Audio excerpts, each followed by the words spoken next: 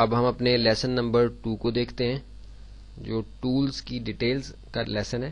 اس میں ہم نے اپنے ٹول باکس سے متعلق جو ہے وہ تفصیلی معلومات حاصل کرنی ہے۔ یہاں میں آپ کو یہ بتا دوں کہ کورل ڈرا X3 سے جو لوگ کورل ڈرا X4 پہ آ رہے ہیں ان کے لیے کوئی خاص تبدیلی X4 کے اندر نہیں ہے، لیکن کورل ڈرا 9 کو اس لیے کورس میں شامل کیا گیا ہے کہ کورل ڈرا 9 سے X4 میں کچھ زیادہ تبدیلی نظر آتی ہے، کچھ اضافی ٹولز ہیں، تو اس لیے کورل ڈرا 9 یعنی جو پرانے ورژنز پہ کام کرنے والے ہیں کورل ڈرا 8، 9، 10 پہ، وہ اسٹریٹ اوے اس ٹیوٹوریل کے ذریعے سے، اس بگنرز لیول کے کورس کے ذریعے سے اسٹریٹ اوے کورل X4 کے اوپر کام کر سکتے ہیں۔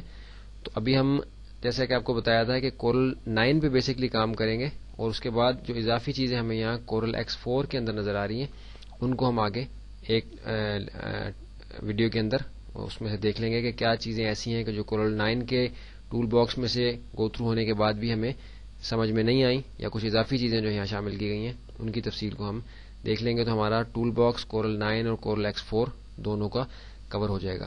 اب میں اپنے کورل 9 کے انٹرفیس کے اوپر آ جاتا ہوں۔ اب دیکھیے کہ کورل 9 کے اوپر میں آ گیا ہوں۔ کورل 9 کا ٹول باکس نسبتاً چھوٹا اور سمپل ہے، اس کو ہم کور کریں گے پورے کو، اور پھر ہم اضافی چیزیں جو X4 کے اندر ہیں ان کو ہم دیکھیں گے۔ اس کے لیے میں تھوڑا زوم آؤٹ کر لیتا ہوں اور نچلے حصے پہ زوم ان کر لیتا ہوں اپنے پیپر کے۔ زوم ان میں نے کیسے کیا، یہ زوم آؤٹ کیسے کیا، اس کے بارے میں آپ فکر مند نہ ہوں، کیونکہ اس کی تفصیل انشاءاللہ ہم آگے ساری سمجھیں گے۔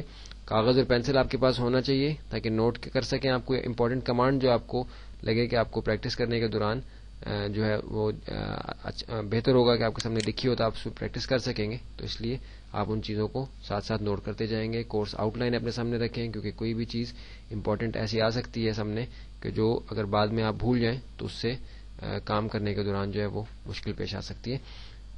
ہمارا پیرا ٹول کورس آؤٹ لائن کے اندر آپ دیکھ رہے ہیں کہ پک ٹول ہے۔ پک ٹول کون سا ٹول ہے؟ یہ ہمارا سب سے اوپر جو ہے یہ پک ٹول ہے۔ آپ دیکھیے کہ کرسر کو اس پہ جا کے روکیں تو ٹول کا نام ہمیں لکھا ہوا نظر آ رہا ہے اسکرین کے اوپر۔ اس کا بیسکلی کیا فنکشن ہے؟ تو بیسک سلیکشن ٹول ہے یہ، یعنی کسی بھی آبجیکٹ کو جو ہم اپنے اس اپلیکیشن کے اندر کام کرتے ہیں کسی بھی آبجیکٹ کے اوپر، تو اس کو بیسکلی سلیکٹ کرنے کے لیے ہم پک ٹول کا ہی استعمال کرتے ہیں۔ ابھی اس کو میں آپ کو پریکٹیکل کر کے دکھاتا ہوں۔ جیسے دیکھیے کہ ایک بہت ہی بیسک لیول کی اسکوائر شیپ میں نے اپنے اسٹیج کے اوپر اپنے ورکنگ ایریا میں بنائی ہے۔ اب اس کی بالفرض ابھی دیکھیے کہ سلیکشن اس کی نہیں لی ہوئی۔ اب میں اس کے ساتھ کچھ بھی کرنا چاہوں، اس کو ریسائز کرنا چاہوں، روٹیٹ کرنا چاہوں یا ری پوزیشن اس کو کرنا چاہوں، تو اس کے لیے میں اپنے پک ٹول کو سلیکٹ کروں گا اور اس شیپ کے اوپر آ کے اب دیکھیے کہ جیسے ہی میں نے یہاں کلک کیا تو مجھے اس اسکوائر کی سلیکشن مل گئی ہے۔ اب سلیکشن لینے کے بعد میں اس کو ریسائز بھی کر سکتا ہوں، یعنی اس کا سائز بڑا یا چھوٹا کر سکتا ہوں، اس کو روٹیٹ بھی کر سکتا ہوں، یعنی اس کو میں گھما سکتا ہوں کسی بھی ڈائریکشن میں، اور اس کو ری پوزیشن بھی کر سکتا ہوں، یعنی ایک جگہ سے اٹھا کے دوسری جگہ بھی اپنے ڈیزائن کے اندر اس کو موو کر سکتا ہوں۔ اب میں ریسائز کیسے کروں گا، اس کے لیے آپ کاغذ اور پینسل سامنے رکھیں، کیونکہ کچھ امپورٹنٹ کمانڈز میں آپ کو یہاں بتاؤں گا۔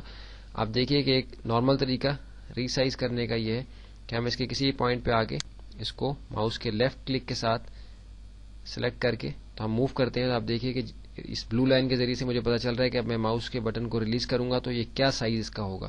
یہ ایک نارمل طریقہ ہے ریسائز کرنے کا کہ کسی ایک سائڈ پہ یہ ریسائز ہو رہا ہے۔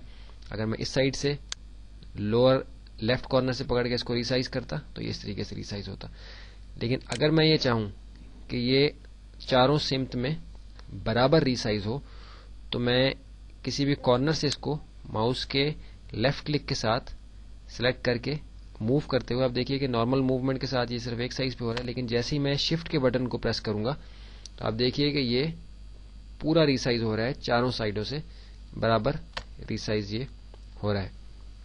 تو یہ شفٹ کے ساتھ اگر آپ اس کو ریسائز کرتے ہیں، شفٹ کی کمانڈ ہے، ماؤس کے لیفٹ کلک کے ساتھ کسی بھی کارنر سے سلیکشن لیں اور اس کو ریسائز کریں تو یہ برابر چاروں سمت میں ریسائز ہوگا۔ آپ دیکھیے کہ میں برابر ریسائز اس کو چھوٹا کر رہا ہوں تو یہ ریسائز ہو رہا ہے، اگر کسی ایک کارنر سے میں لیتا تو کسی ایک کارنر میں یہ ریسائز ہوتا۔ دیکھیے کہ شفٹ کے ساتھ لیتا ہوں تو دونوں سائڈوں سے یہ برابر ریسائز ہو رہا ہے۔ اس کے بعد اس کو روٹیٹ میں کیسے کر سکتا ہوں، تو روٹیٹ کرنے کے لیے میں اس کے سینٹر پوائنٹ میں آ کے آپ دیکھیے گا کہ اس کے جو کارنرز ہیں یہ آپ کو اس کے آئیکونس یہاں سائنس تبدیل ہو جائیں گے۔ کیسے کہ آپ دیکھیے کہ میں نے جیسے کلک کیا یہاں آپ کو کچھ مختلف قسم کے سائنز بنے ہوئے نظر آ رہے ہیں. یہ سائن جو ہے انفیکٹ یہ روٹیشن کے لیے استعمال، روٹیشن کا موڈ ہے، یعنی اس کو آپ روٹیٹ کر سکتے ہیں، اس شیپ کو آپ گھما سکتے ہیں اس کی جگہ پر ہی. کس طرح؟ اب دیکھیے کہ میں جیسے ہی اس کے قریب اپنا ماؤس لاتا ہوں، کرسر لاتا ہوں، تو یہ چینج ہو جاتا ہے ایک سرکل شیپ میں، 2 ایروز اس کے اندر بنے ہوئے.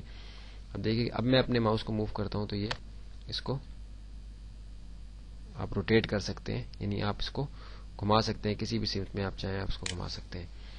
اس کے بعد ہے ری پوزیشن کرنا. کنٹرول زیڈ کے ذریعے سے میں دوبارہ اس کو اپنی اصل شکل میں لایا، سینٹر میں لا کے دوبارہ سے کلک کیا تاکہ میں نارمل سلیکشن موڈ میں آ جاؤں.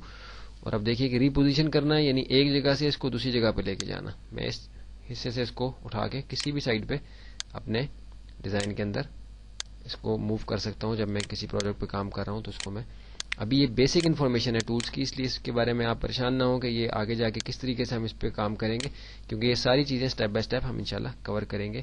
ہم اس وقت اپنے پک ٹول کو دیکھ رہے تھے، تو پک ٹول کی بیسک انفارمیشن ہم نے لے لی ہے. ایک اور امپورٹنٹ چیز کہ کسی بھی ٹول میں کام کرتے ہوئے جیسے ہی ہم اسپیس بار کو ایک دفعہ کلک کرتے ہیں تو ہمارا پک ٹول خود سلیکٹ ہو جاتا ہے اور ہم اس سے کسی بھی ایریا کی سلیکشن لے کے کام کر سکتے ہیں.